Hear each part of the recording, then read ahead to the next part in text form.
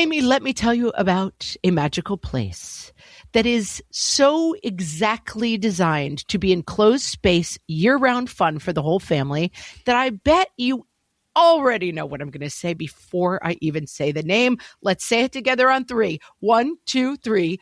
Great Wolf Lodge. You got it, Amy. My kids loved Great Wolf Lodge when we went. You probably already know that it has a huge indoor water park with a wave pool, lazy river, a bunch of massive water slides. But then your pack can hit the other attractions because, wait, there's more. Great Wolf Lodge has adventure-packed attractions like Magi Quest, a live-action game kids can play throughout the lodge, plus the Northern Lights Arcade. Spent some quality time there, so your kid who loves the lazy river and your kid who loves fantasy games will both have a great time. Great Wolf Lodge also offers great dining options and complimentary daily events like nightly dance parties, all under one roof. Unpack the car once and you're settled in to have fun. And with 22 lodges across the country, you're always a short drive away from adventure. We've both had such great times at Great Wolf Lodge, so bring your pack together at a lodge near you. Learn more at greatwolf.com and strengthen the pack. It's pretend, okay? What fresh hell? Laughing in the face of motherhood. Your husband is dead, Murray. With Margaret Abels and Amy Wilson. Norma Nersher. A podcast that solves today's parenting dilemmas so you don't have to. Oregon. Origami.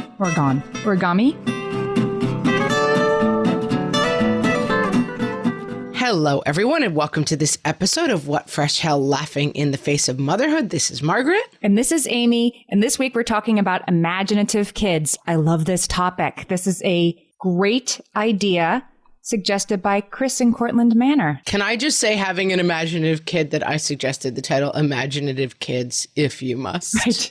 If you must have one. It's not always a picnic, these imaginative kids. This is like, I did so much research on this. This was such an interesting idea, and we love getting topics from our listeners. So keep sending them. You can send them to questions@whatfreshhellpodcast.com like Chris did. So Chris says, our 5-year-old has a huge imagination and has for years. I'm wondering if it's too big. One example, she was catching lightning bugs and started telling me each of their names, and she seems to genuinely believe the stories. The problem is that this year when she was in kindergarten, she started telling her classmates about leprechauns and zombies who can sneak into homes. Just FYI, the leprechauns can sneak in through the radiators, apparently, and zombies. Guys, come on. This is essential. Don't ever tell us this podcast didn't give you essential information. Kids, if you're listening with mom, this is just pretend. She says the leprechauns can sneak in through radiators and zombies like Santa, apparently, which I didn't know. That is surprising for the undead, I would say. I am surprised that they are still on the good list. Of course, she says. That's how they get in, like Santa does. So Chris knows a lot about leprechauns and zombies, but what she wants to know from us is how much imagination and creativity is healthy, and does it ever reach a point where you need to sort of shut it down? So, Amy, this rarely happens, but I will give you a little behind-the-scenes glimpse. Amy was researching this topic and kept texting me to be like, OMG, there is so much interesting stuff on this topic. And I know a few things about this topic because I have done some Googling because I have somewhat of the same problem. And so I know a couple of things about this topic, and I think there's a lot of weird and interesting stuff that we're going to discuss today. Yes. All right. So let's talk about how kids imagine, like how this sort of comes out. I mean, they might be doing it the whole time and they're just not telling us because they're babies. Okay. But you can see it. Psychologists sort of say like around 2 when they start making their toys talk to each other, when they start to animate their toy or their stuffed animal and make it like, you go over here. No, I don't want to. That's the imagination sort of flowering for the first time. Okay. And then when they're like 3 to 6 years old, that's when they're acting out. No, we're pirates. Now we're this. We were talking about this a couple of weeks ago, how the way they play together is so convoluted and confusing to adults, and it does not follow adult rules at all because everything can be true, right? And yet has like extremely clear strictures for themselves. Yes. And that's why it's better to just let it happen. Right. And then they're like, no, Mom, that's not how the zombie wants his mac and cheese. Yeah. And then by the time they're 6 to 9, then they start imagining worlds. And that, to me, that's the sort of peak Pokemon memorizing, right? Or my kid used to play with something called Moshi Monsters. Moshi Twilight was one of our sponsors, but Moshi Monsters, which still exists, is it's kind of like a Sims for little kids. And you make your monster's room and you feed it and you do this. And he got like way into the land of Moshi Monsters being a real thing and crying when we go away on vacation that his monster was going to die. And my sister was like logging in and feeding the monster for him. Right. Really went down that rabbit hole. And what age is that? He was in 1st and 2nd grade at the time. Okay. And then, and then beyond, then like school starts to get more demanding. Peers start to think maybe it's a little bit weird if you want to talk about Moshi Monsters too much or Pokemon. Right. And the world sort of says, okay, enough of that.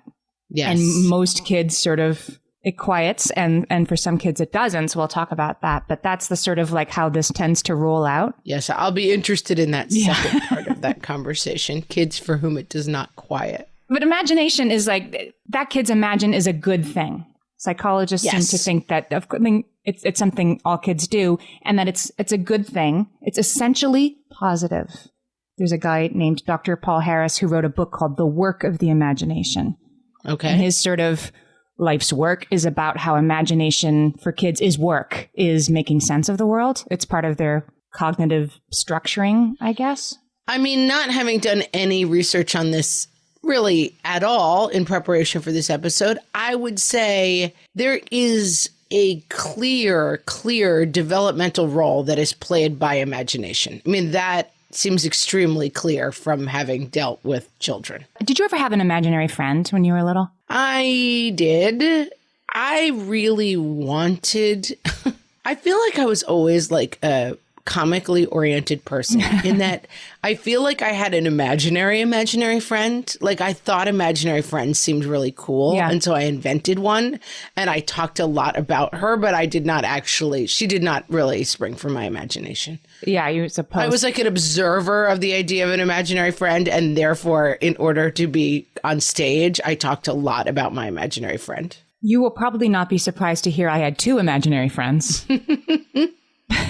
Do you know their names? Yes. Oh, I had to check with Nancy Wilson about this. I remembered one, but not. I always remember Kathy and I forget Susie. I don't know why. Susie's just. Oh, poor Susie. Yeah. Just left to the graveyard of childhood memories. So Kathy and Susie, they were my imaginary friends. And the story goes that when I was about 2.5, I told my parents that they were coming over for dinner that evening. And they were like, okay. And they were, loving and indulgent parents. So you're how old? 2.5. Oh, wow. And my dad was like, okay, I guess we better go get them. And I was like, okay, let's go. So he puts me in the car and we're driving around our town in New Jersey at the time. And he said, I was like, make a left. I think it's up there. Okay, go over there. And he let me sort of say which way to go for about, 20 minutes. And we drove around our neighborhood. And then finally I was like, oh, wait a minute. I think they're getting a ride to our house. And we went back to the house and they were there for dinner. Okay. First of all, hats off to Jim Wilson. Yeah. Like, what a move. They went with it. Wow, he really indulged this. Mm-hmm. I enjoy that. And then they were already there. Yeah. And did you talk to them during dinner and stuff? I really should have gotten Nancy on the phone for this one. I don't think I talked to them. I just was more like, they're here now. Like just FYI, they're with us. And they were my companions. I have a story of this. Again, I don't think I really was an imaginative kid. And now I'm a writer and I come up with stuff. But it's interesting. I don't think of myself as a super imaginative person. Like, I'm not a daydreamer. Like, that's not my thing. But at some point I was talking to my mom, who I'm sure was in her 70s at the time. And I was asking her for her computer password. And I was like helping her, of course, like figure out something on the computer as one does. And I said, well, what's your computer password? And she's like, it's Norma Nurture. And I was like, I don't understand that word you're saying. She's like, Norma Nurture? I was like, what? Norma Nurture? And she's like, I'm like, what does that even mean? She's like, oh, it's my imaginary friend's name from when she was 2 years old. Norma Nurture. Norma Nurture was her librarian friend. And that was my mom's imaginary friend from the 1930s, Norma Nurture. Wow. And she just announced her name in her 70s as if like, oh, it's Norma Nurture. And like your world was like, my mother was a child with an imaginary friend. Did you telescope out? And that just this person was still so alive to her that she said her name as if like it was a completely normal thing to say out loud.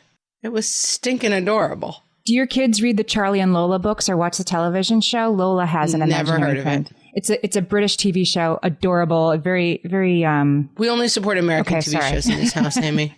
Shop American. Shop American. I love Charlie and Lola. And she's, it's like big sister, little sister. And she's super imaginative Lola. And she has an imaginary friend named Soren Lorentzen. So I think there must be some rhyming thing. Norma Nersha, Sorma Lorentzen. Yeah, Soren Lorentzen. And he's the way that the cartoonist draws Soren, he's invisible. Like it looks like Wonder Woman's invisible plane. Like you can see him, but he looks like he's transparent. Oh, that's awesome. And he always does. Like she didn't want to unwrap Charlie's birthday present before he even got to open it. But see, Soren Lorentzen did it, really. It's all that kind of stuff. Oh, well, speaking of books, our favorite books this year are called Dory Phantasmagoria. Do you know those books? I've heard of them, yeah. I mean, they are genuinely LOL. Like, I can't think of another book that I have read with my daughter where we're just dying laughing the whole time. And she's like the annoying younger sister to two older, to a brother and a sister. And it's all about this imaginary life, but it's kind of dark and weird. And it's like all her imaginary friends are kind of scary, but they're hilariously scary. Like one of them is like called Mrs. Gobblecracker, and she's got like sharp teeth like needles, and she eats children. But she's just like, by the end, she's like, Dory's so annoying that she just ends up like driving them away because they can't stand her. It's so funny. Dory Phantasmagoria. They're amazing stories. All right, check them out. Well, here's what I wanted to say about imaginary friends that I found in this research that I thought was fascinating. So there's a psychologist named Dr. Marjorie Taylor. She's a psychologist at the University of Oregon, and she has made it her life's work to study... At the University of where? Oregon. Oregon? Oregon. Origami? Oregon? I would say Oregon. Oregon. She has been studying kids and their imaginary companions. That's her thing. Like she studied specifically this for decades. As my grandma Conroy used to say, there's a lid for every pot. There's a study for every professor. Studying imaginary friends. What a world. This is a rabbit hole I could go down. So anyway, she says that about 65% of kids under 7 report having had one. And this is if you include, my stuffed animal's name is Barry and he would like more juice. She said if it's literally like this invisible person standing next to me is here and it's Mrs. Gobbledygook, that's about 35% of kids. Okay. And people always go to her, concerned parents, saying like, I think this is a little too real. I worry about this. Right. They're way down the rabbit hole here. Yeah. And she is quite certain that even kids who spend a great deal of time investing in playing with these imaginary friends, talking about them, driving around the neighborhood to get them for dinner, even the kids who She doesn't say that's a bridge too far. No, driving around the neighborhood. She's like still fine. She would say that even that 2.5-year-old me knew that they're not real. And the reason she knows, this is the part that I love, is that because she interviews these little children and she asks them all these questions about their imaginary friends for her research, or her researchers do as well. And something about the adult with the clipboard, always, sooner or later, the kid will self-disclose. Like the adult's asking them a lot of questions about Soren Lorentzen and writing down all the answers. And invariably, this child will say, this isn't real, right? I just made him up. Like they sort of get a little weirded out that the adult is taking it. Yeah. They're weirded out. They're like, you're taking this a little too seriously. You have a clipboard out, right? You're writing down everything I'm saying. Right. Dude, relax. I'm just spitballing here. Yes. I love this notion that the 3-year-old's like, it's pretend, okay? You seem a little too invested in this lady from University of Oregon.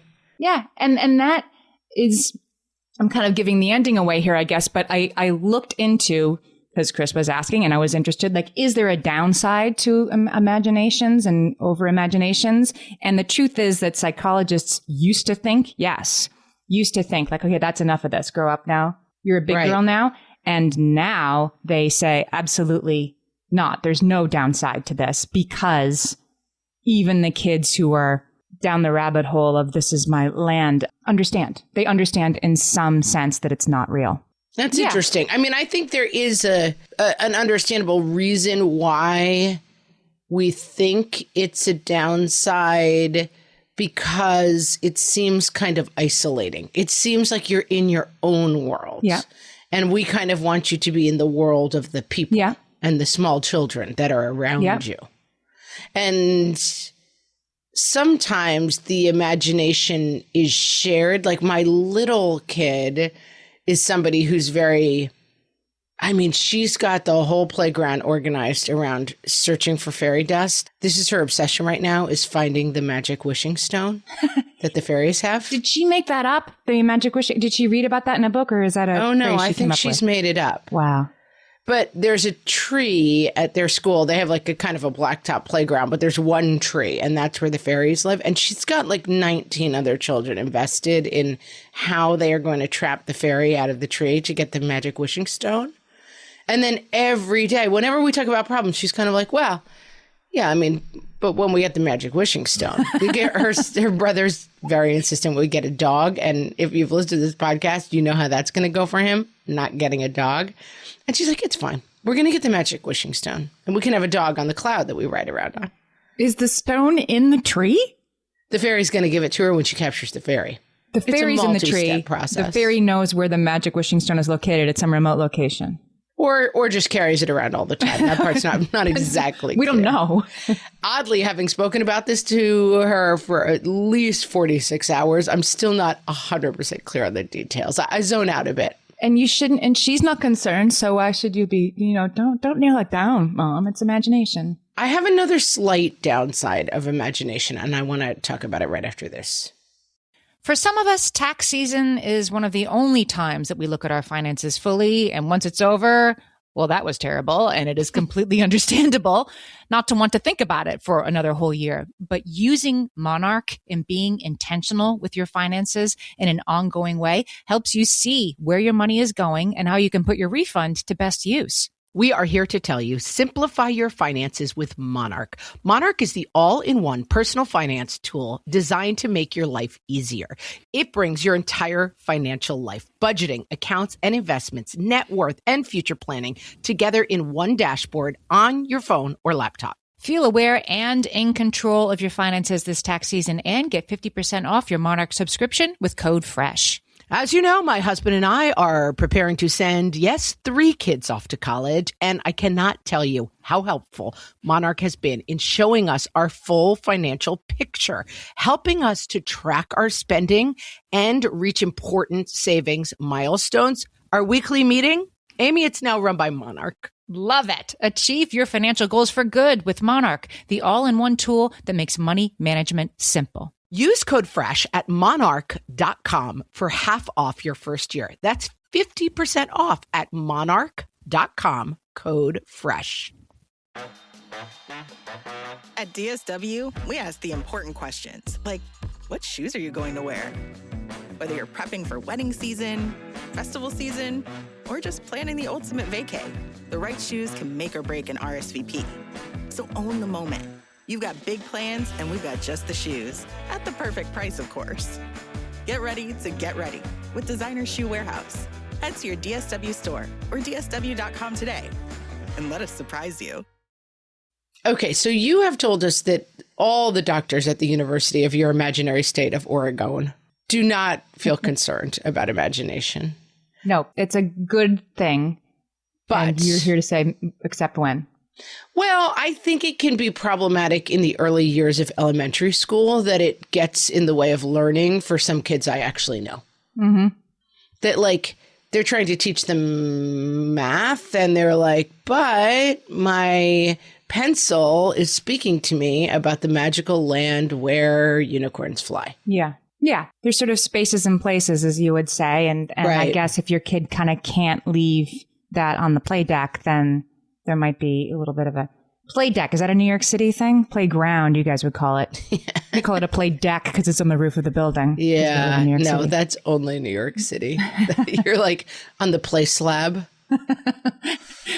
The joy slab. The black top, the cracked black top my children play on. No. That your kids are like, we have no imagination because we only have a play slab.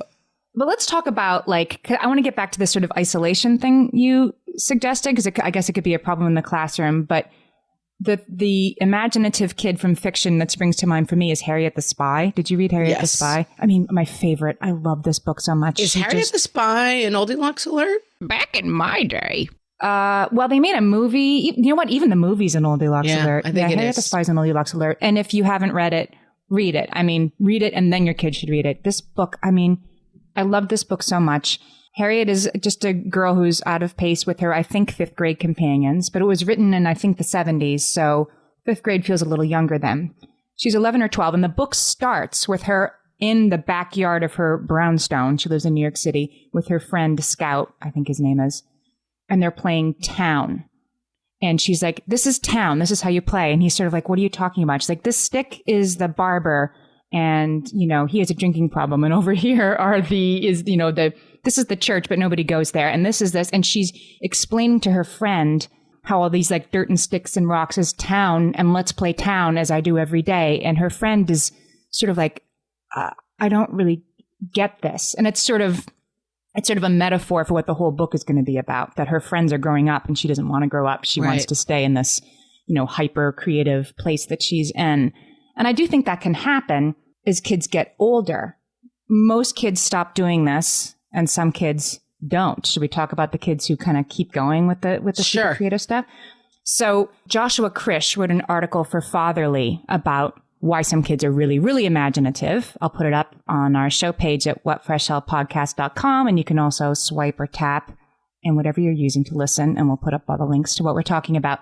Anyway, he says that researchers say that only about 10% of kids go into complex world-building activities. They call it worldplay. And this is Harriet the Spy playing Town. Michelle Root Bernstein. So she does a deep dive on kids who are kind of, you know, older and still doing this after all this time. I mean, I'm just still having the perspective that, like, wow, there's a lot of people out there studying this. I'm impressed. Studying imagination. Yeah, exactly. So she says worldplay is the repeated evocation of a fully realized imaginary place, usually inhabited by imaginary beings. That's my daughter with the fairies and the magic wishing stone. And the difference between worldplay and make-believe, this is what Krish explains in this Fatherly article, is scale.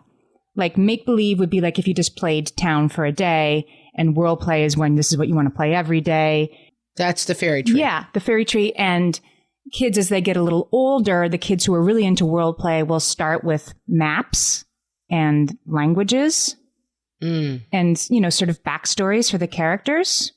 One of my kids, our dog's name is Marshmallow, and he drew this map. Oh, Amy, how dare you? We all know Marshy. Everybody knows Please. that. And he wrote, he made a map, like a world map of Marshmallow Landia, and everything was like, you know, islands and this. It was all named after her. And he drew a whole like geographic landscape that he still has up on his bulletin board. And that was, I mean, he's very creative. So that's where he went one day. I'm glad we're not talking about Marshmallowlandia all the time, but some kids do this. So, but does this roll into like Dungeons and Dragons and that kind of stuff? I think it does, or Sims, or part of the idea that I think we need to sort of explore is this idea that like you're imaginative when you're a kid and then it needs to stop at some point, right? Like there are some people who they're really into these imagination things as grown-ups. And we also, I mean, we use our imaginations all the time. Like we see a rainbow in the sky and we're like, oh, a rainbow. And we imbue it with meaning that it doesn't really have, right? We still engage in these sometimes superstitions, sometimes religions, fanciful, like we still do things that way. Right. And I think it's easy to demonize the side of the equation that is like the person trying to stop imaginativeness. But I sometimes find myself on that side of it, which is like, we don't want to talk about your magic wishing stone and the cloud that it's going to take us to 24 hours a day. It's not interesting to everybody else. So like, yes, you can have imagination, but as part of this family, you cannot dominate the conversation with this. My other kid, obsessed with Marvel movies, and his brother and he I have had to pass a rule at the dining room table that like, we are not going to talk about Marvel movies and what happened in them and the Marvel universe every night at the dinner table, because it is not interesting to the rest of us. Like, we don't really want you to get lost in that world. We still want you to participate in our world, you know? I think that's right. The idea that kids have to learn that there are places for it and places not for it. And that can be painful. Like Harriet the Spy. She has a painful journey in that book to realize that the way she wants to do things is not how the world works. Right. And I mean, I think that's like when you look at like lore and legend, there's like the Narcissus in the water and the mirror in Harry Potter that you get lost looking into. Like, we do have this idea that like, you don't want to go down literal Alice in Wonderland. Like, you don't actually want to spend your life down a rabbit hole, you know? Except that J.K. Rowling, if you want to be a hyper creative adult, I guess I'm coming at it the wrong way. You can't make your kid into somebody who will be a hyper creative adult by like making them do this. You either have this sort of you part have it of or you you don't. Absolutely. But the kids who do have this grow up to be hyper creative. Like, there are, many examples. The Bronte sisters, I guess, used to sit around and pretend that there was a town, or Oliver Sacks or Jack Kerouac. There are a lot of examples of these people being sort of living in their mind and creating these worlds, and then they grew up to be hyper creative. I got a study for you. All right, study me, because I feel like we're at a lost crossroads here. So in 2006, this is a study that Michelle Root Bernstein did. She's the one who specifically researches the creation of imaginary worlds. So she studied MacArthur Fellows versus typical undergraduates. MacArthur Fellows is like people who get awards for being super creative. Yeah, they get the MacArthur Genius Grant. I should have looked up exactly what this is, but they give out maybe just $2,000 picture like a year. Lin-Manuel Miranda got one. Lin-Manuel right? Miranda like got a famous writers MacArthur get them. Grant. It's for people who are super creative. It's for people who are super creative, but not necessarily in the arts. I mean, some are in the arts, and some are like entomologists in the Amazonian rainforest. You can be a scientist. You could be Elon Musk. I don't know. Like, you're super creative in some way. Okay. And MacArthur Fellowship recipients were like 25 times more likely to have been like this as a kid than the typical undergraduate at this college, to have said, oh yeah, I totally did this world play. I made maps for my fairy world. So right. Like I said, it isn't, you can't make it happen, but there are good things. Right. So it's an indicator, but it's not a cause. Like that study does not say, talk to your kids more about their fairy world. Right. And they also said, and she's careful to say that world play does not invariably lead to your kid being a genius as an adult. Right. But it does indicate a flowering of their imagination that we don't have to worry about pushing back against, except to the extent that it's all they want to talk about.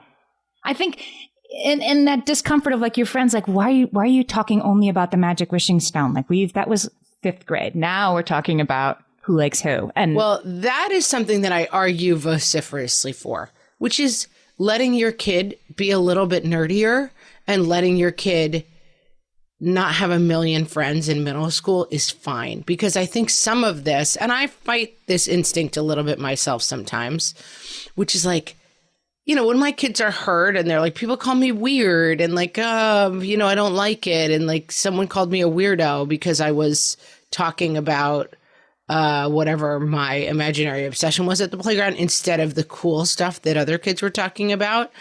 I try to encourage the like, that's okay. It's okay to be weird. I mean, I was a kid who believed in things that perhaps other kids had given up on into very late grades, and it didn't exactly make me a winner in the game of middle school life. Let's just say that. And I look back and I'm like, that's great. Like, being on the cutting edge is not necessarily where you want to be in middle school. Like the smartest, hippest, most jaded kid in middle school. Like, that's the kid who thrives socially often in middle school. Especially if you're not an athletic kid. Like, athletic kids tend to thrive, but like, I don't have an athlete in the house. So like, that's out. And so letting your kids be a little bit, behind the curve in terms of being hip and popular, giving up their imaginations, I would encourage you to have them do that. It's interesting. You were just saying that you don't have to be on the cutting edge in middle school. And the truth is you are on the cutting edge in middle school, right? Like Harriet the Spy is a total badass, and the rest of her friends are like, quit acting weird, start acting normal. It's like this sort of tamping down of what makes right. But that's your adult perspective, which I always have a problem with. Because when my kid's like crying and being like, everyone thinks I'm weird, I'm like, being weird is the best. But he does not have that perspective. Right. And it's very important for me to remember that he will not have that perspective as a fourth grader when he's like, oh my God, I drew this crazy dragon and people are like, dragons are lame. We're into something else now. Like that experience is genuinely difficult for him. And I can't be like, you're actually the coolest kid ever. Like he doesn't see it that way. There's one other sort of slight downside to watch out for in kids who have highly developed imaginations. This was a correlation I had not really considered. Dr. Robin Alter, she studies kids with anxiety. And she has discovered that, she says, the children who come to see me for anxiety all typically share one common characteristic. These are children gifted with highly active and developed imaginations. Yeah. It's a chicken and egg thing for sure, right? Like they're imaginative because they're anxious and they're considering possibilities all the time. Right. But they're anxious because they can imagine all of the different. If you think leprechauns are in the radiator, then maybe that makes you more anxious. Yeah. I don't know. But I had never thought about that connection before, and yet it totally makes sense. Well, I think there's a connection too between intelligence and imagination, and there's a connection between intelligence and anxiety because you've thought of the possibilities while everyone else is like, I'm in third grade. What? You're like, guys, listen to me, climate change or whatever. Like you're kind of seeing a bigger picture than some of the other kids, and naturally your anxiety is more heightened. All right. I have another insight on this after the break. My favorite skincare products actually feel more like self-care, like they're so nice to put on and they smell so good that I'm actually happy when I get to that part of my day. And I swear that is how I feel about Osea's anti-aging body balm. Amy, you are usually the lotions and potions queen on this podcast, but I have to say, hard agree. Osea's anti-aging body balm is a liquid silk body balm that combines the lasting hydration of a lotion with the firming power of a serum, leaving skin smoother and firmer. This body balm is clinically tested and designed to deliver visible results you can see and feel. So we've gotten to use this product for a couple of months now, and I swear I have really noticed firmer and smoother skin, like on the back of my hands. It's like getting a mini spa treatment from head to toe. Get a spring-worthy glow with clean, clinically tested skincare from Osea. And right now, we have a special discount just for our listeners. Get 10% off your first order site-wide with code FRESH at OseaMalibu.com. That's 10% off your first order with code FRESH at OSEAMalibu.com. All my kids learned to swim when they were little. It was super important to me that they be confident and safe in the water. There was only one problem with that: taking them to swim lessons. I mean, the pools were freezing. There were always cranky adults doing laps right there. And it was definitely not, for any of us, what you would call fun. Amy, heard. But now there's Goldfish Swim School. Goldfish takes a really thoughtful approach to swim lessons, combining research-based teaching with a warm, kid-friendly environment that actually helps kids thrive in the water. Every detail at Goldfish is thoughtfully designed to create a golden experience, from shiver-free, warm indoor pools to comfy waiting areas for parents to professionally trained lifeguards on deck. Goldfish uses an approach called the science of swim play, which combines guided play with proven teaching techniques to help kids learn to swim, build water safety skills, and gain confidence, all at their own pace. Lessons are designed to meet kids exactly where they're at. If you've been thinking about swim lessons or just wondering where to start, this is a great opportunity. Right now, Goldfish Swim School is offering a waived membership plus your child's first lesson free at participating locations. Just visit goldfishswimschool.com/free to find a location near you and enroll using promo code FREE. That's goldfishswimschool.com/free, promo code FREE.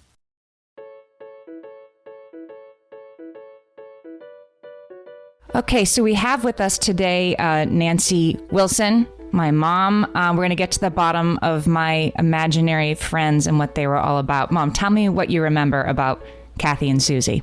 I believe you were, say, 2.5 to 3.5, and you just suddenly started talking about these friends. And how it would be is you would tell us, like, oh, I went to the store with Kathy and Susie, or Kathy and Susie came over. It would be your way of telling us a story of something that you had done or wished you had done, I guess. And they were your constant companions. And it was always a pair. They were always together? Always, yes. As we recall, you always mentioned the two names together. Yep. Was one of them a troublemaker? Did they have personalities, or were they just like just there for me? I couldn't remember, and Dad couldn't either. You're describing them as mischievous. It was just like they were your friends. They were the people that you did things with. Did I have friends, or was it Kathy and Susie? You were our oldest child. You were the oldest cousin. You have many cousins, but you were the first. And even among our friends, you were the first child. And at the time that you started this, we were living in New Jersey. We really weren't around family, except on weekends. But anyway, I think that you really kind of invented them just to be your companions. You had a little brother by that point, but he wasn't yet able to really communicate with you. He was not very useful to me. And where did Kathy and Susie, where did the names come from? Where did I pull those out of? We've never been able to figure that out. I don't know whether it was maybe a story that we read to you or something like that, or you were an avid Sesame Street fan, so maybe it was children that you saw on Sesame Street. We've never really been able to figure that out. And I guess because you were so young, you weren't really able to describe them to us. We did talk to you about them, but you never really were able to give us a good description, other than they were your friends. Do you think that I knew that they were imaginary, or do you think that I really on some level thought that they were real? That's a good question. I'm not sure. You may have known they were imaginary, and yet I think to your 2 to 3 year old mind, they seemed very real. Yeah, I guess when you're 2 and 3, right? If there's fairies and Santa and everything, like, why not, right? It's all real. Everything's possible. Exactly. I was trying to kind of figure out how it resolved. When you turned 4, we moved, but you also started to preschool. And so then you did have, real children that you could talk about and tell us what you were doing with them and all that kind of thing. But you always enjoyed playing with the Fisher-Price toys. And of course, that was when they were like the little people, just those little teeny things, not very real looking at all. But, you had the farm and the school and the house, and you did a very imaginative play with those and kind of directed your brother and some of his little friends, and you would have these scenarios going on and all this kind of interaction. And that, to me, seemed to be kind of how you played out your imaginary friend thing. Led to creativity, as far as I was concerned, a very creative spirit, so... Did any of your other children have imaginary friends? Dad and I spoke about that last night because I was trying to recall. We could not think of it. We could not remember that they did. So yours, as soon as you asked me the names, they came to me immediately. But I don't remember the others having them. Maybe because there were more around the house. Oh, yeah, there were other kids around. Well, the craziest thing about it all is that the only things that I remember or know today about Kathy and Susie are the things that you tell me. I have no recollection of this at all, and yet they were for a time my dearest friends. Yes. Well, as I say, you were quite young, because we just figured, you were able to speak well, so you were probably like 2.5, but then by the time you got to 3.5 to 4, they kind of went off into the sunset, I guess you could say. Farewell, Kathy and Susie. Yes, they moved on to some other little girl's life.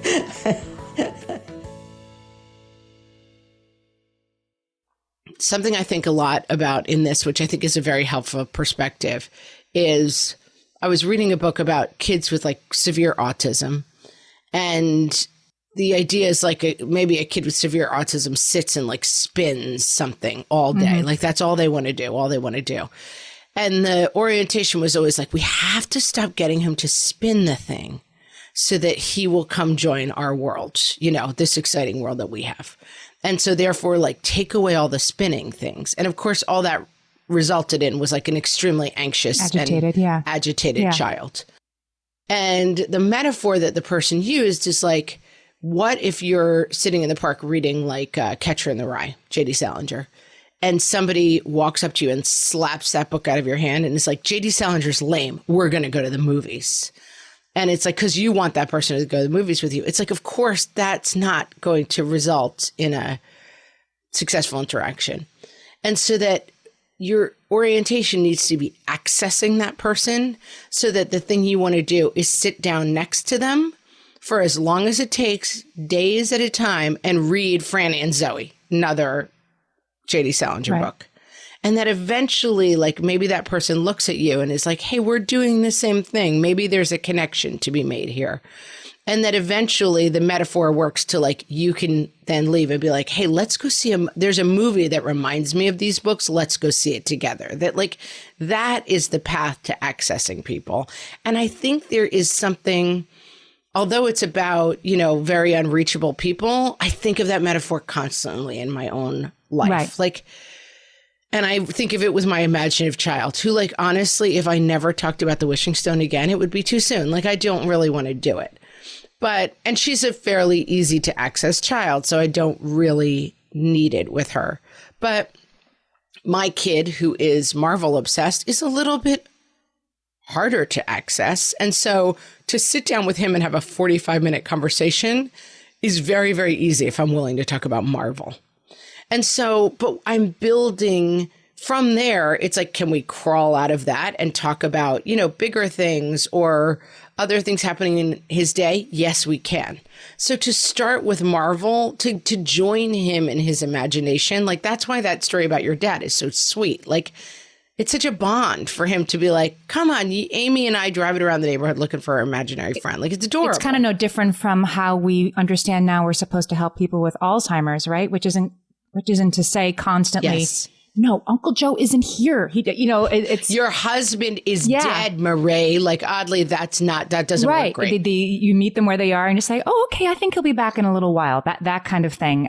You meet people where they are. Or, I mean, there's the famous thing, and now I think it's actually in use, but there's a town, and of course, like some progressive Danish. Norway, I've seen this. Say, like somewhere where they do everything right online, and it's like for people with memory issues and stuff, because they found that, like, people would just get up like in the morning and be like, oh my God, I have to get to work. And they're like, yep, there you go. There's your briefcase. And it's just like a cardboard briefcase. It doesn't open. There's nothing in it. But they're like, here's your office. And like, they would just literally go through the motions of going. And it's very soothing. And then you can talk, how are you feeling today? Any aches or pains? Like, you can access the information you actually need from them if they are sitting at their office doing their work. Like, they're going through the motion of what calms them. So Dr. Alter, she's the one who works with the anxious kids who are usually also very, very creative. It's one thing, like, your daughter wants to talk about the magic wishing stone and she has no problem. Like, it's awesome. And it's also working for her. It's not something that's keeping her awake at night, right? If you have a kid. Right. Well, yeah, not yet. We'll see how it develops. Not until there's leprechauns in the radiator, then who knows? So if she has a kid who comes to her who's somewhat motivated to put some kind of, I don't know, some guardrails on their imagination, which has to come from the kid at some point. She teaches them first that their imagination is a great gift, that they've been, gifted with this incredible flowering thing, but it has to have controls on it. And guess what? Just like you learn to ride a bike, and you learn to steer and you learn to brake, and now you're in control of the bike and it takes you where you want to go, you can control your imagination. This is a great, great conversation. Yeah. And she gets into it like that. And then of course there are breathing exercises and, meditation exercises. There's a whole program she takes these kids through. But I really like that metaphor. Like, you can be in charge of this. This would also work for a kid who has temper tantrums, right? Like, you can be in control of this thing that feels like it's in control of you, and we're going to teach you how. Right. And I think I've done some thinking and looking about stuff like this. And there's something that happens with some kids where it's like someone's telling me what to do. And that's very scary for parents because they're like, oh my God, like my kid has a demon. They're possessed or whatever. But that it's actually a fairly classic manifestation for kids to be like, someone's telling me what to do. And I had a kid who would say kind of things like that. And it has become like, I can't help it. What he's really trying to say is I feel out of control of this. And so one of the things that we've talked to him about is this metaphor of like, because he's a TV movie guy, when he's anxious, it's like, let's change the channel. Think about a channel changer. Think about a remote control where you're nervous and scared of like whatever. Of course, summer movies, we're in the phase of summer movies where the superhero movies, which like 10-year-olds want to go to, the previews are for like unbelievably terrifying movies. So like we took them to see some superhero movie and the preview was this like really scary shark movie where like this crazy great white shark was like eating teenagers and stuff. And he's like, I'm so scared of the shark. And I'm like, you have to change the channel and let's think of 4 other things you can change the channel to. And it's a really like concrete tool that says, when you see the shark, you're going to change the channel to either this, or this. That's great. And then he has a menu and he feels like he's in charge. Yeah. And I mean, listen, whenever we give this advice, it's not like, oh, and now he sleeps like a dream every night and we never hear another complaint. Right. Like we do this every night. You know, we revisit it all the time. He freaks out from the beginning. And then I'm like, remember that you can change the channel, blah, blah. And if it's a kid who's really interested in imaginative worlds, then I guess you can place more of them in his or her path. Yeah. I mean, we've talked a lot about how to put the brakes on this and make it less true. But if it's sort of indubitably a good thing for your kid to be imaginative and creative, then there are also ways that we can help our kids be more imaginative. Okay. Should we talk about them? Sure. Sounds like some of our kids kind of got it and some of them need a little boost. I don't think I need any boosting around here, but okay. I'm willing to talk about it. Open-ended materials, open-ended art materials and things like that to play with. Like the more our kids can play with clay and blocks and paper and crayons instead of building the Lego set that can only do one thing and then has to be put on a shelf and never touched again because it'll break. Yeah. And that's a little personality wise. Like I have a kid who's he's obsessed with Legos, but he wants to build the thing that looks like the joy that he gets from it is like box of crazy and I put it together step by step and end up with Hogwarts Castle. Like that's what he likes out of it. He's not as gifted at open-ended imaginative play. And so we do some playing like that, but I can definitely see that like that's not his mindset. But he does get a lot of time outside. Your kids get tons of time outside. Yeah, they get a lot of unstructured time. But all I'm trying to say with this is like, if you have a kid who does not delight in imaginative play, it is going to be very hard for you to make him that kid. Yeah, right. But leaning into the like, oh, fine, here's a screen every time. Oh, no. Like, there's nothing to do is also the wrong thing to do. There's a professor, her name is Amber Ankowski, and she says, she's a child psychologist, and she says kids need their imaginations most when there is nothing else to do. So that's sort of one of our like top 3 things. Let kids be bored, because if they've never had to use their imaginations, if you're solving every problem for them, then they won't. Well, that is absolutely true. And even people with little kids, like nowadays, every toy is like, it's electronic. It beeps, it boops, it transforms into a spider and tickles them. Like that sounds like a scary toy. Kids do much. I guess that, I'm sorry, I don't know where that came from. It's your imagination. I'm very imaginative. But this is a great tip that is like counterintuitive. Developmentally, toys that your kid brings all of the imagination to are much, much better than toys that are like, it beeps, it whirls, it does a dance. Like, let your kids play with things where they have to make stuff themselves. And then fiction, of course. Like reading your kids' books, getting your kids to read. The struggle is real, right? I have older kids and they're supposed to be reading for school this summer. And when they can hold a little palm-sized computer in their hand, why would they read a book? But they do. That's like 10 pages a day. Come on, guys. And helps fictional worlds. They help develop empathy, like we were saying on the episode about empathy, and it certainly helps them create imaginative capacity. And it helps them go places they don't normally go. Like my fifth grader, his school is always working on a fiction book. So they read it out loud together in class, one chapter, and then you're supposed to read it at home when they get home. It's like they double read it, basically. And the books have been kind of intense. Like one was about some Danish people escaping the Holocaust, and one was about a kid who lost her father. And like they're kind of heavy. I'm like, whoa, here we go. But we talked about this with Evangeline Lilly. It says to your kid, like, I trust you with this information. You're going to be ready to start handling this stuff. And like, I'm watching these superhero movies with my kid, and they're pretty darn intense. You know, like kids are ready for tough stories and scary stories. They need to start processing that stuff. And the fiction is worth it. Like, I feel like my kids are being asked to read these sort of serious nonfiction. Like one of my kids is reading about like somebody in a Russian jail. It's a memoir of like, I spent 30 years in a Russian jail. Like really? Like can you just read The Hunger Games? Like it has to, right. It's pretty serious. And I guess it's right. But when you say The Hunger Games is about teenagers murdering each other with arrows. Right. But it's like, oh my God. I mean, but talk about a microcosm that author created and creative. And I'm not saying your 8-year-old should read it, but your 12-year-old should. And I can't put it down. And it inspires creativity, I think. Yeah. Something I've been thinking about a lot lately in different contexts, but I think it really goes to this is I was watching Beyonce's Homecoming. You didn't think that was going to come up in today's episode. That's not an old deluxe alert. Oh my God. I'm finally not making You're it. so hip.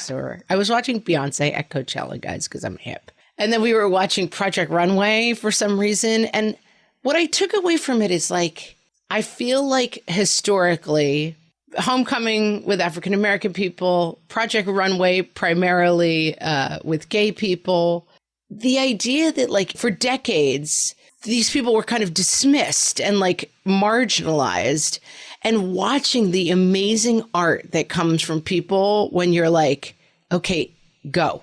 You know, like nobody's mashing you down and being like, this is not the way you're supposed to be in the world. Yeah. You're supposed to only fit this crazy box. And both projects to me, I looked at them and I was like, these are the expressions of imaginations that historically you kind of haven't been able to see because they weren't welcome in the world. And they both the like beautiful, amazing, imaginative fashion and this like unbelievable music and expression of Homecoming. It's like meeting people where they are and seeing the results of like their own expression and imagination is such an amazing gift. And it made me think of that when we were having this whole conversation. I guess if there's a takeaway, it's that it's not our job as the parent to tamp down on it, to worry about it and make them fit the crazy box, as you said, that the world is going to do that for them. And maybe that's a little painful, but that's part of growing up. It takes some real bravery, though, because it's easy to say that in a pat way. Sure. But when you have the kid you have a boy who's wearing dresses, you have a kid who is still dressing as Woody when he's 9 years old in the school costume parade, you have a kid who is really differently expressing themselves. I mean, I say this all the time. People are always like, my kid's so weird. And I'm like, your kid wears like a Mick Jagger t-shirt. That's you. That's right. not weird. That's imposed upon That's the cool. Kid. Yeah. Let's talk about weird. Like weird is the kid who really is like the girl who wears like the hot dog in the princess parade. Like everyone's looking at the parent and being like, what's wrong with your kid? And everyone's looking at the kid and being like, what's wrong with you? Like it's easy to say like, let it flourish. But we recognize that it can mean something very uncomfortable for a while. Well, I guess what I'm trying to say is it's not our job to shut it down, because from almost all kids, this sort of imaginative world play stuff, and it's different, I think, for kids who are on the spectrum and who have that sort of singularity of interest as a sort of, primary feature of their personality. But for most kids, we're talking about like neurotypical kids, even the kids who are into the world play and the maps and the languages and the, leprechauns and the radiators, that starts to go away as they shift from imaginary interactions to peer interactions. And by the time you're a teenager, this stuff is gone. And so is all, you will look back fondly on your kid's imaginary friend, even though it might seem like, is there something weird about my 3-year-old that she won't stop talking about Soren Lawrenson? It does change. It does go away. And, then there's this nostalgia you have for it. But I guess I just mean you don't have to be the one to say, you can't wear the hot dog costume. You're weird. You're too old for that now. Don't worry about that. This sadly self-corrects. And that very imaginative kid, it's proof of their creativity that will probably come out in them in some way. And I think your job is to sort of protect it, not from all the consequences of their still wanting to play town when everybody else is talking about, who's dating who. The world takes care of that, though. You don't have to tamp down on it or worry about it. Yeah, you don't really, even for non-neurotypical kids, I think it's like the basic takeaway is like, you're really not in control of how this turns out. And so your only job is to meet your kid where they are and then help lead them into connection with other people, but never be like, stop doing that weird thing you're doing and do whatever else everyone else is doing because you'll be happier. That doesn't work. It doesn't work. And so just let it go and like help them walk with you. We solved it. We definitely solved this one, guys. So we, as always, want to know what is happening. We don't want to know all the details about the magic wishing stone, but we do want to know in general how imagination is playing out in your house. And you could tell us on our Facebook page, facebook.com/whatfreshhellcast. You could go on Instagram, which is also What Fresh Hellcast, and send us pictures of the imaginary friends. That'd be cool. Amy, I have a spoiler for you. There's going to be no pictures of the imaginary friends. Norma Nurture. This was Research a Go-Go. There's so much interesting books and whatever, and I'm going to put it all up on whatfreshhellpodcast.com, and I'll link to some of it on Twitter, too, at WFH Podcast. That's it for us this week, guys. Go enjoy your magic wishing stones. Go frolic. We'll talk to you next time.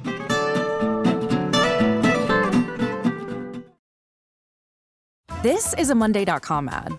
The same Monday.com helping people worldwide getting work done faster and better.